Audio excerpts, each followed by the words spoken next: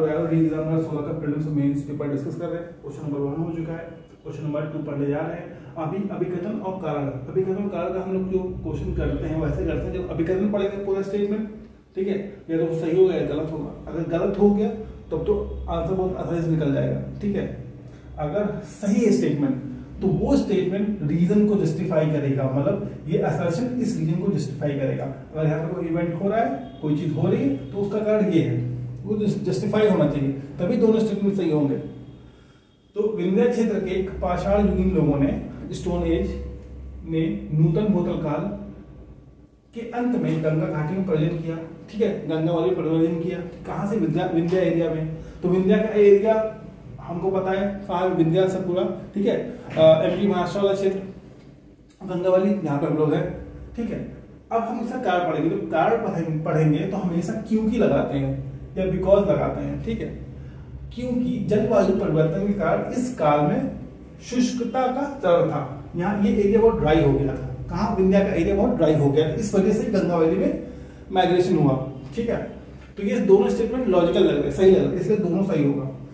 महाजनपद और महाजनपद राजधानी से था कि कौन सा पेयर गलत है, 4 ऑप्शन दिए हुए थे, तो वो क्वेश्चन तो हो ही जाएगा, कोई दिक्कत नहीं है। लेकिन हम लोग का मेन टारगेट ये है कि हम लोग जो भी टॉपिक आ चुके हैं उस टॉपिक को ऐसा पढ़ा जाए थॉरोली, इतना डिटेल में, कि भविष्य में कोई सवाल आए उससे संबंधित तो हो जाए आराम से, चाहे यूपीपीसी से हो जाए, आरओआर हो, कहीं पे भी सवाल आए तो आसानी से हो जाए। तो हम लोग पहले पढ़ेंगे महाजनपद की उत्पत्ति कैसे हुई, महाजनपद की उत्पत्ति कैसे हुई। तो पहले स्टोन एज आया, मेसोलिथिक एज आया, फिर न्यूलिथिक एज आया। इस तरह से ह्यूमन सिविलाइजेशन हुआ, मनुष्य की सभ्यता ऐसी बढ़ी, ठीक है, मनुष्य की सभ्यता ऐसे ही बढ़ी आगे। तो प्लेस्टोसीन एज में क्या होता था? पत्थर एज इसलिए बोलते हैं इसको, स्टोन एज इसलिए बोलते हैं क्योंकि यहाँ पे पत्थरों के घिस करके औजार बनाते थे, औजार बनाते थे। खाने के लिए कुछ था नहीं तो जानवरों को मार के खाते थे, ठीक है। घुमक्कड़ी प्रजाति के थे, ठीक। तो ये प्लेस्टोसीन एज इसलिए इसको बोला जाता है। फिर धीरे धीरे मेसोलिथिक एज में आए। मेसोलिथिक एज में भी कोई बहुत बड़ा बदलाव नहीं आया, जैसे जीवन यहाँ चल रहा था यहाँ भी वैसे चला, घुमक्कड़ी प्रजाति का, ठीक है। औजार और फाइन होने लगे, थोड़ा और एडवांसमेंट आया, सभ्यता थोड़ी आगे बढ़ी। लेकिन जो सबसे बड़ा चेंज आया वो न्यूलिथिक एज में आया। चेंज न्यूलिथिक एज में क्यों चेंज आया? क्योंकि यहाँ पे परमानेंट सेटलमेंट शुरू हो गया, मतलब लोग घर बना के रहने लगे, लोग घर बना के रहने लगे, फार्मिंग शुरू हो गई। हमको 2 तरह की फार्मिंग का साक्ष्य मिला है, एक राइस और एक वीट। राइस और वीट का हमको यहाँ पे वही मिला है, ठीक, साक्ष्य भी मिला है। चावल गेहूं का साक्ष्य मिला। एनिमल हस्बेंड्री शुरू हो गई, मतलब पशुपालन शुरू हो गया, पशुपालन शुरू हो गया, यहाँ पे पशुपालन शुरू हो गया। तो ये 3 बहुत बड़ा अचीवमेंट कह लो, या तो 3 बहुत बड़ा इवेंट था हिस्ट्री में, ये सब चीजें शुरू हुई। तो इससे क्या, मनुष्य एक जगह रुकने लगा, मनुष्य एक जगह रुकने लगा, ठीक है। जब रुकने लगा, जन मतलब लोग, पद मतलब जहाँ पे जिनके पैर पड़े, तो एक जगह रुक करके वो लोग एक वो बनाने लगे, एक बस्ती बनाना शुरू कर दी, बस्ती बनाना शुरू कर दी, इसको क्लैन बोलते हैं, ठीक है। बस्ती बनाना शुरू कर दी, और वो बस्ती को क्या बोला गया? जनपद। उन बस्तियों को जनपद बोला जाने लगा। अब एक बस्ती समझ लो गोंडा है, एक बस्ती है समझ लो लखनऊ, फैजाबाद, अयोध्या। अब इन बस्तियों में आपस में भी टकराव शुरू हो गया, लड़ाई शुरू हो गई। तो जैसे मान लो गोंडा ने अगर लखनऊ को जीत लिया तो उसको अपने मर्ज कर लिया, अपने मिला लिया, फिर धीरे धीरे करके मेरठ को जीत लिया, मथुरा को जीत लिया। तो ऐसे क्या होता था, यही जनपद धीरे धीरे जब बड़े होते थे तो महाजनपद का रूप ले लेते थे, ठीक है। यही जनपद महाजनपद का रूप ले लेते थे, और ये महाजनपद बहुत बड़े बड़े होते थे, मतलब राज्य, आज के राज्य के बराबर होते थे, इतने बड़े बड़े महाजनपद हुआ करते थे, ठीक। तो इस तरह से जनपद की और महाजनपद की उत्पत्ति हुई। अब महाजनपद पढ़ते हैं बेसिक इसके बारे में। जो 3 से 6वीं शताब्दी के बीच था, 3 से 6वीं शताब्दी के बीच महाजनपद था, ठीक है। 2 जगह इसका मेंशन आता है बुद्धिज्म जैनिज्म में, ठीक है। पहला है अगोत्तर निकाय और भगवती सूत्र। अगोत्तर निकाय किसका है? बुद्धिज्म का है। अगोत्तर निकाय का ये सब किताबें हैं, अगोत्तर निकाय और भगवती सूत्र, ये सब किताबें हैं। और ये सब 16 महाजनपद होने की पुष्टि करते हैं, 16 महाजनपद होने की पुष्टि करते हैं, बताते हैं कि 16 महाजनपद थे।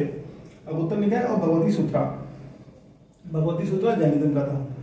अब पाणिनि की अष्टाध्यायी भी बताती कि यहाँ पे 22 महाजनपद थे, ठीक है, 22 महाजनपद। तो ये सवाल आ सकता है कि किस किताब ने 22 महाजनपद होने की पुष्टि करी है। तो अब पढ़ने की अष्टध्यायी। अब कुछ महाजनपद क्या थे, गणतंत्र थे, ठीक है। कुछ महाजनपद गणतंत्र थे, अंगा, काशी, वज्जी। वज्जी मतलब यही वैशाली वाला, यहाँ पे वैशाली था, मतलब वैशाली वज्जी का पार्ट था, वज्जी महाजनपद का पार्ट था वैशाली। कोशला, पंचाला, कंबोज, ये सारे मेन है जो गणतंत्र राज्य कहलाए जाते थे, ठीक है। तो आ सकता है ऑप्शन में, इनमें से कौन सा गणतंत्र राज्य नहीं महाजनपद का, इनमें से कौन सा गणतंत्र राज्य नहीं महाजनपद का, इस तरह का सवाल बन सकता है। अब हम पढ़ेंगे महाजनपद कहाँ पे है और कितने हैं, तो सबको पता है 16 है, ठीक। तो अश्मक, एक अश्मक है नर्मदा गोदावरी के एरिया के आसपास, ठीक है। नर्मदा और गोदावरी के एरिया के आसपास, नर्मदा एमपी की तरफ बहती है और गोदावरी महाराष्ट्र, तो वो एमपी और महाराष्ट्र के आसपास का जो एरिया था वो था अश्मक का।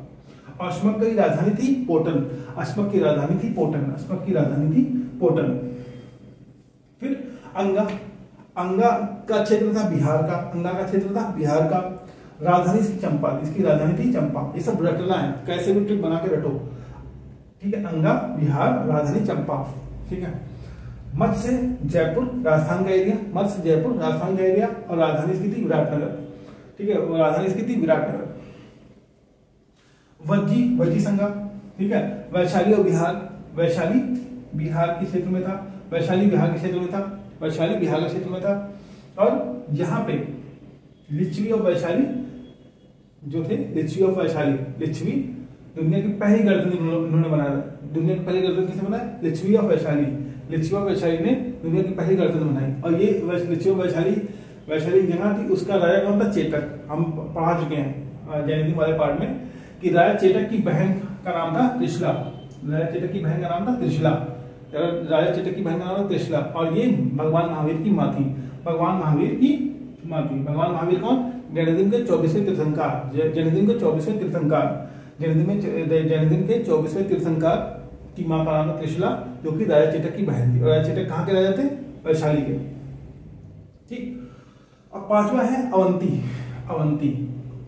का एरिया कौन सा था, मालवा एमपी। अवंती का एरिया था मालवा एमपी।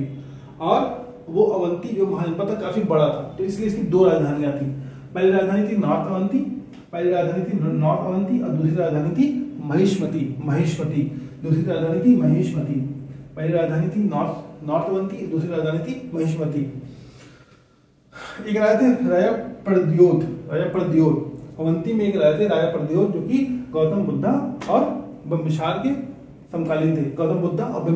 समकालीन थे, ठीक है।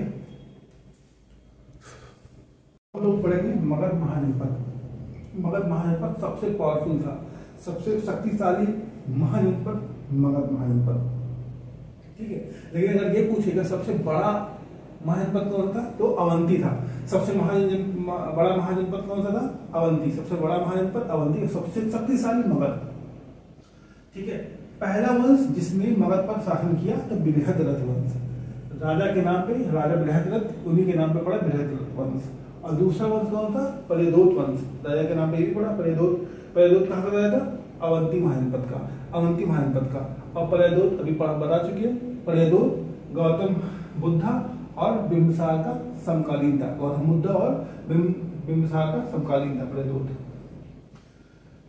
बुद्धिस्ट टेक्स्ट में लिखा है कि पहला शासक कौन था, बिंबिसार था, ऐसा बुद्धिस्ट टेक्स्ट में लिखा है। अगर ये सवाल है बुद्धिस्ट टेक्स्ट के अनुसार मगध का पहला शासक कौन था, तो हम लोग बताएंगे बिंबिसार किस वंश का था, हर्येन्द्र वंश का था। और बिंदुसार अलग अलग है।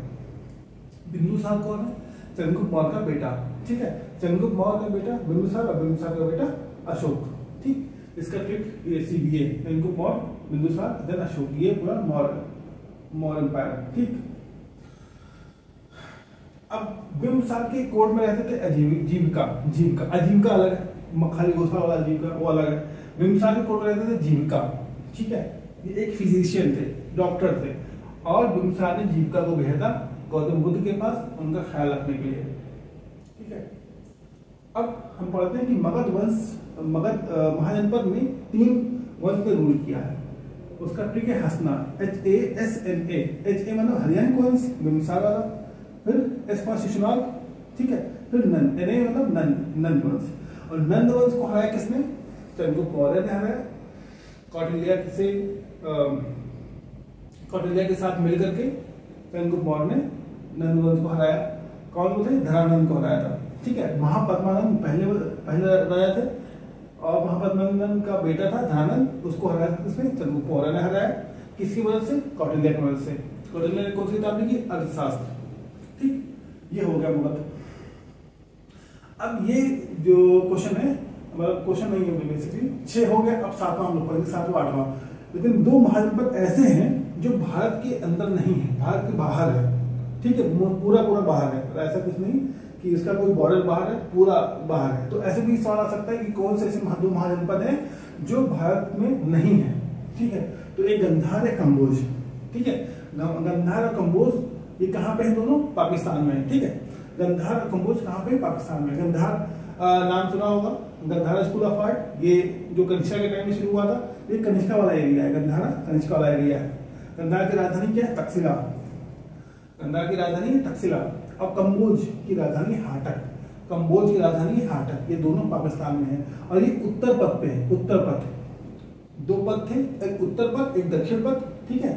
और उत्तर पथ का लॉर्ड कौन था? राजा कौन था? लॉर्ड ऑफ उत्तर पथ टाइटल किसको दिया गया था? कनिष्का को। लॉर्ड ऑफ उत्तर पथ का टाइटल किसको था? कनिष्का को, ठीक है।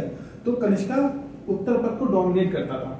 जो सिल्क रूट था ना, सिल्क रूट, वो उत्तर पथ से होकर गुजरता था। तो ये 2 हो गए, 7 और 8। अब 8 महाजनपद जो है, 8 महाजनपद ये यूपी के अंदर है। 8 महाजनपद यूपी के अंदर, ये भी सवाल आ चुका है कि कितने महाजनपद ऐसे हैं जो यूपी के अंदर है। तो 8 महाजनपद यूपी के अंदर है, ठीक है। तो पहला मल्ला, इसका एरिया क्या है? देवरिया, बस्ती, कुशीनगर। कुशीनगर वही एरिया जहां पे बुद्धा ने वहां पर परिनिर्वाण हासिल किया, ठीक है, जहां उनका देहांत हो गया, ये वहां पर परिनिर्वाण, ठीक है, ये वही एरिया है कुशीनगर। तो ये सवाल आ चुका है कि कुशीनगर जहां पे बुद्धा का महापरिनिर्वाण हुआ, तो किस महाजनपद का पार्ट था, ठीक है। तो इस तरह सवाल आता है। तो ये मल्ला है। मल्ला की जो राजधानी थी वो कुशीनगर की थी। मल्ला की राजधानी कुशीनगर थी, मल्ला की राजधानी कुशीनगर थी, ठीक। अब काशी वरुणा और आसी नदी के पास थी। वरुणा और आसी नदी के किनारे पे काशी था, काशी महाजनपद था, और इसी से बना है वाराणसी जो शब्द बना है वरुणा और आसी रिवर के मिलान से बना है, ठीक है। अब तीसरा है कौशल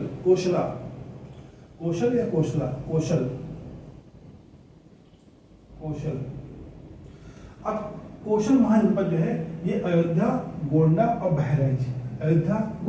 बहराइच वाले एरिया में है। कौशल, अयोध्या, गोंडा और बहराइच, ठीक है। इसकी राजधानी थी श्रावस्ती, ये श्रावस्ती वही जिला है जहां पर गौतम बुद्धा ने सबसे ज्यादा उपदेश दिया। सबसे ज्यादा उपदेश कहां दिया? श्रावस्ती में दिया, ठीक है। श्रावस्ती में सबसे ज्यादा उपदेश दिया, ठीक। और इसको ऐसे भी याद किए थे कि गौतम बुद्धा ने सबसे ज्यादा उपदेश श्रावस्ती में दिया, लेकिन यूपी सेंसस 2011 के हिसाब से सबसे कम पढ़ी लिखी जनसंख्या उत्तर प्रदेश में श्रावस्ती में ही है। ऐसे ट्रिक से, कहानी से याद रखने का तरीका है। इक्ष्वाकु राजा भी थे और वंश भी था। इक्ष्वाकु वंश भी, इक्ष्वाकु राजा भी है। इक्ष्वाकु कौशल के पहले राजा थे, ठीक है। इक्ष्वाकु कौशल के पहले राजा थे और इन्हीं के नाम पे इक्ष्वाकु वंश पड़ा। और इक्ष्वाकु से ही संबंधित है भगवान राम इसी वंश के थे। इक्ष्वाकु वंश से ही भगवान राम थे। भगवान राम इक्ष्वाकु वंश के ही थे।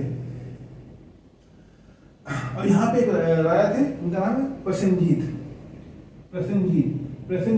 राजा यहाँ पे थे, ठीक है। यहाँ पे एक राजा थे, प्रसेनजीत नाम था उनका, ठीक है। वो महावीर और बुद्धा दोनों के समकालीन थे। राजा प्रसेनजीत महावीर और बुद्धा दोनों के समकालीन थे। राजा प्रसेनजीत महावीर और बुद्धा दोनों की समकालीन थे, ठीक है। तो ये हो गया, 3 पढ़ लिया, मतलब 11 हो गया। 8 ये और 3 ये 11। वंश प्रयागराज और मिर्जापुर वाला एरिया, इलाहाबाद और मिर्जापुर वाला एरिया वो वर्षा वाला है, वर्ष का। और इसकी राजधानी थी कौशाम्बी, राजधानी थी कौशाम्बी, ठीक है, वर्ष की राजधानी थी कौशाम्बी। चेदी है, चेदी, ठीक है। और चेदी का जो एरिया था वो बुंदेलखंड वाला एरिया था, बुंदेलखंड का एरिया, साउथ यूपी, ठीक है। चेदी का जो एरिया था बुंदेलखंड का था। और इसकी राजधानी है सुक्तिमती, इसकी राजधानी है सुक्तिमती। राजधानी कौन सी है? चेदी की सुक्तिमती। और यहाँ यही चेदी महाजनपद का एक राज्य था खरवेला, जिसे संबंधित है क्या?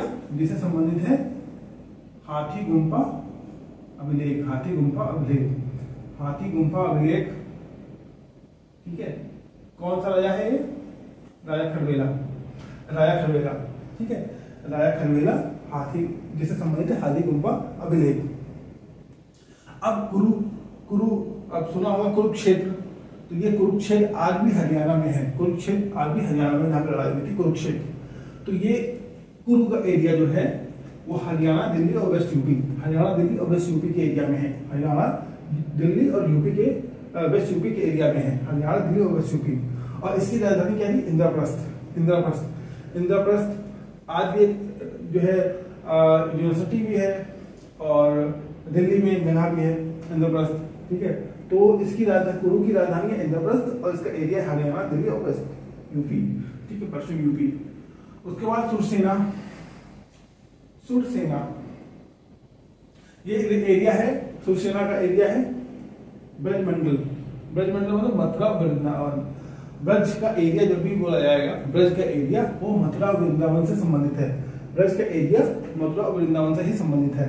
तो सुरसेना ब्रजमंडल मथुरा वृंदावन का एरिया है। और इसकी राजधानी क्या है? मथुरा, इसकी राजधानी पंचाल या पंचाला, ये रुहेलखंड का एरिया है, रुहेलखंड मतलब north west UP, north west UP. और पंचाला एरिया में ही कन्नौज आता है। कन्नौज का पुराना नाम क्या है? महोदया, महोदया, महोदया, कन्नौज का पुराना नाम है महोदया। और इसी कन्नौज के लिए त्रिपक्षीय संघर्ष हुआ था। त्रिपक्षीय संघर्ष किस सिटी के लिए हुआ था? कन्नौज के लिए हुआ था। कौन कौन था उसमें? गुजर प्रतिहारा, पाला और राष्ट्रकूटा। राष्ट्रकूटा से याद आया कि राष्ट्रकूटा से संबंधित एक बहुत फेमस एरिया है एलोरा, एलोरा में जो टेम्पल्स वगैरह बनवाए गए हैं वो राष्ट्रकूटा के टाइम पे ही बनवाए गए हैं। अब कन्नौज का एक नाम और भी है, ठीक है, जो फेमस है सिटी ऑफ परफ्यूम्स के नाम से, सिटी ऑफ परफ्यूम्स, ये भी शायद आ चुका है सवाल। कन्नौज को महोदया बोलते हैं, ठीक। और राजधानी इसकी दो थी, इसकी दो राजधानी थी, पंचाल की दो राजधानी थी, एक है अहिछत्र, एक है काम्पिल्य, अहिछत्र और काम्पिल्य। उत्तर पंचाल की राजधानी थी अहिछत्र और दक्षिण पंचाल की राजधानी थी काम्पिल्य, ठीक है। तो ये पूरा महाजनपद हो गया।